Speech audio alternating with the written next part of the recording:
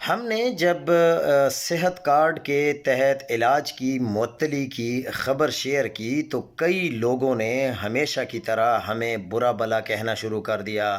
کچھ نے تو ہمیں جھوٹا کہنا شروع کر دیا، اور کچھ نے پتہ نہیں کیا سے کیا کہنا شروع کر دیا۔ حالانکہ ہم نے اپنی ٹویٹ کے ساتھ اور اپنی ویڈیو کے ساتھ نوٹیفیکیشن بھی شیئر کیا تھا کہ کے پی کے ایک ہسپتال نے تقریباً 8 گھنٹے سے جو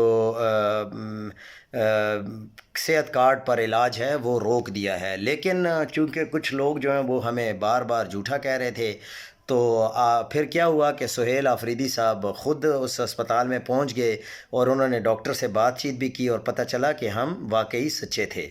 صحافی کا کام ہوتا ہے کہ خبر دے، معاشرے میں کہیں غلط ہو رہا ہوتا ہے اس کی نشاندہی کرے، اور حکومت کی ذمہ داری ہوتی ہے کہ چیک کراس کر کے اس پر ایکشن لیا جائے۔ آپ نے بالکل ٹھیک نشاندہی کی۔ ہم اگر اس ملک میں آزادی اظہار کی پابندی کے خلاف لڑ رہے ہیں تو اپنے صوبے میں اس کی اجازت اور مزید کھلی اجازت دینی ہے۔ متوالوں اور پروانوں سے درخواست ہے کہ اختلاف رائے جمہوریت کا حسن ہے، اس کی قدر کریں اور شائستگی سے اس کا جواب دیں، اور جب خبر سچی ہو پھر تو آپ کو بالکل اس بات پر اپریشیٹ کرنا چاہیے تاکہ اداروں کو جاگ آئے اور ادارے اس پر ایکشن لیں۔